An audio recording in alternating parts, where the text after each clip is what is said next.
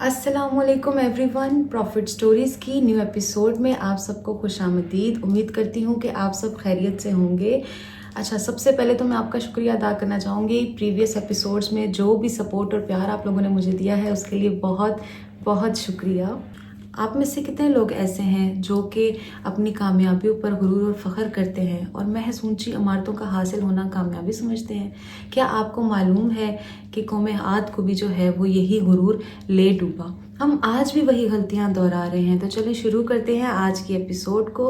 اس سے پہلے میں آپ سے ریکویسٹ کروں گی کہ اگر آپ نے چینل کو سبسکرائب نہیں کیا ہوا اور بیل آئیکن کو پریس نہیں کیا ہوا تو پلیز چینل کو سبسکرائب کر دیں اور بیل آئیکن کو پریس کر دیں اور لائک اور کمنٹ ضرور کریں۔ اب سوال یہ ہے کہ قوم عاد کون تھی اور اس کے ساتھ آخر کیا ہوا، اور کیوں اتنی نعمتوں کے باوجود اللہ تعالیٰ کا عذاب ان پر نازل ہوا؟ تو آئیے جانتے ہیں۔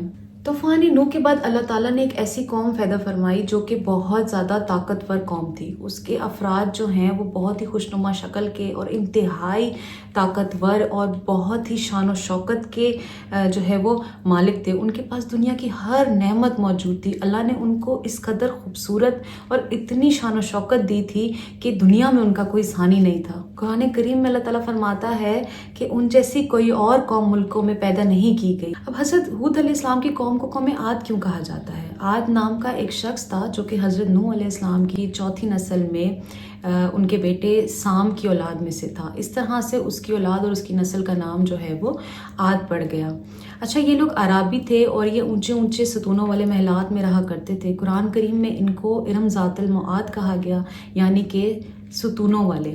ارم ان کا بہت خوبصورت شہر تھا جو کہ 1984 میں دریافت ہوا اور عمان میں جو ہے ایک صحرا کی شکل میں موجود ہے۔ اسے صحرا الحقاف بھی کہتے ہیں اور یہ ایک جو ہے وہ بہت ہی عظیم اور بڑا صحرا ہے۔ یہ صحرا جو ہے وہ اس طرح کی باریک سفید کلر کی ریت پر جو ہے وہ مشتمل ہے اور اس کے ہزاروں فٹ اونچے اونچے پہاڑ ہیں کہ اگر وہاں پہ کوئی چیز پھینک دی جائے تو چند منٹوں میں وہ چیز غائب ہو جائے۔ ایک دور میں یہ دنیا کا سب سے زیادہ سرسبز و شاداب علاقہ تھا جہاں پہ قوم عاد رہا کرتی تھی بڑے شان و شوکت سے، لیکن آج جو یہ ہے وہ ایک بھیانک صحرا ہے اور یہ اللہ تعالیٰ کی کھلی نشانیوں میں سے ایک نشانی ہے۔ اب یہ جو خوبصورت شہر ہے یہ شداد نے خصوصی طور پر بنوایا تھا، اور شداد جو ہے وہ قد و قامت میں اور جسمانی طور پر ایسا تھا کہ اس کا کوئی بھی دنیا میں ثانی نہیں تھا، اور شداد جو ہے وہ عاد کا بیٹا تھا۔ اور اس نے جو ہے ایک دفعہ جنت کی خصوصیات کے بارے میں سنا تو اس نے کہا کہ مجھے جو ہے وہ دنیا میں جنت بنانی ہے، تو اس نے اس طرح کی جگہ تعمیر کروائی جس میں بہت اونچے اونچے محلات اور بہت ساری آبشاریں اور نہریں تھیں، محض کہ اس نے اپنی طرف سے دنیا میں جنت بنا دی۔ جیسے ہی اس نے جو ہے اپنی جنت دنیا میں بنائی تو اس نے قوم عاد کے لوگوں کو دعوت دی کہ آؤ اور میری جنت دیکھو آ کر۔ اب وہ قوم عاد کے لوگ اور شداد جیسے ہی اس ارم شہر کے عالی شان دروازے تک پہنچے، اسی ٹائم اللہ تعالیٰ کا ہولناک عذاب آیا اور شداد جو ہے وہ اپنی عارضی جنت کے ساتھ زمین میں ہی دفن ہو گیا۔ قوم عاد جو ہے وہ حضرت نوح علیہ السلام کی قوم کے بعد پہلی قوم تھی جو بتوں کی پجاری تھی۔ انہوں نے بڑے بڑے بت بنا رکھے تھے جن کی وہ عبادت کرتے تھے اور ان کو اپنی شان و شوکت کا بہت ہی زیادہ غرور تھا۔ ان کا عقیدہ تھا کہ جو ہماری وسائل ہیں، جو ہماری شان و شوکت ہے وہ ہمیشہ قائم رہے گی اور وہ ہمیں ہر چیز سے بچائے گی۔ انہیں بے حد غرور تھا کہ ان کے محلات، ان کے اونچے اونچے ستون جو ہیں وہ ان پہ کبھی بھی کوئی نقصان نہیں آنے دے سکتے۔ اب جب قوم عاد کی بدعمالیاں اپنی انتہا کو پہنچ گئیں تو اللہ تعالیٰ نے انہی میں سے ایک شخص کو پیغمبر بنا کر ان پر بھیجا جن کا نام حضرت ہود علیہ السلام تھا۔ حضرت ہود علیہ السلام ہے وہ قوم عاد کی ہی ایک بہت معزز شاخ جسے خلود کہتے ہیں اس میں سے تھے، اور وہ نہایت ہی خوبصورت اور معزز انسان تھے۔ حضرت ہود علیہ السلام نے جو ہے قوم عاد کو اللہ تعالیٰ کی وحدانیت کی طرف بلایا اور ان کو بتوں کی پوجا کرنے سے روکا۔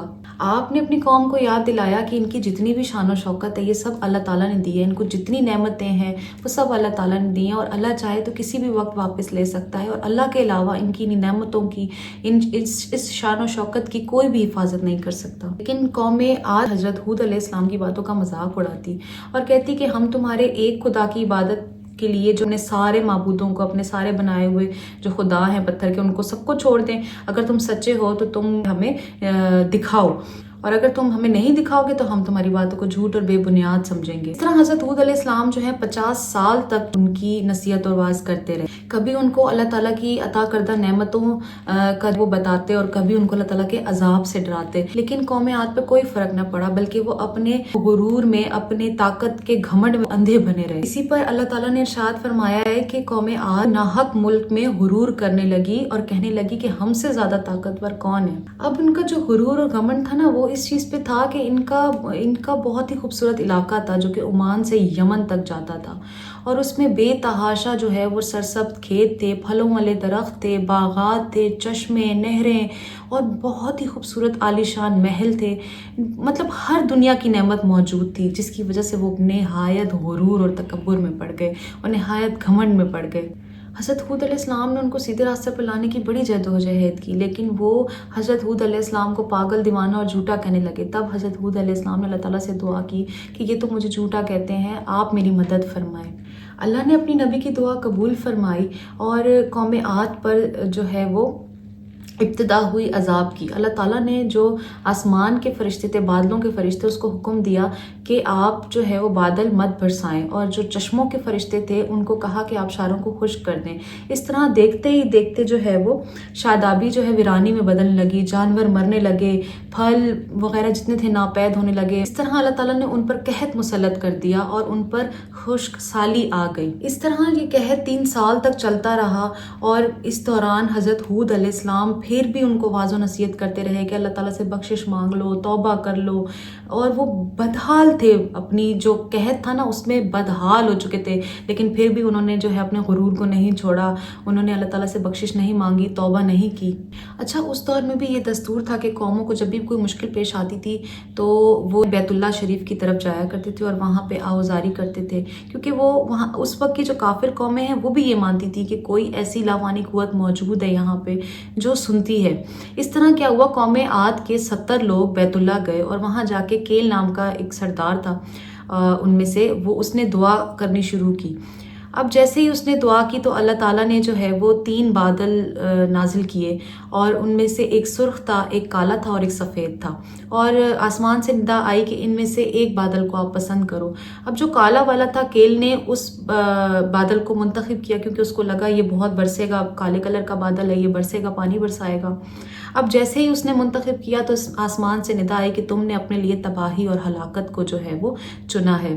اب جیسے ہی وہ کالا بادل جو قوم عاد تھا ان کی طرف گیا تو سارے لوگ خوشی سے شامیانے بجانے لگے، لیکن اچانک ایسی آندھی آئی کہ پوری کی پوری قوم عاد اس میں غرق ہو گئی۔ یہ عذاب 7 دن اور 8 راتیں جو ہے وہ چلتا رہا۔ اللہ نے جو ہے اس خوفناک عذاب سے حضرت ہود علیہ السلام کو اور ان کے ساتھیوں کو جو ہے وہ محفوظ رکھا، اور اسی طرح اس عذاب سے جو غرور و تکبر کرنے والی، اپنی طاقت پر یقین کرنے والی اور اپنی شان و شوکت کو سمجھنے والی جو قوم تھی اس کو نیست و نابود کر دیا۔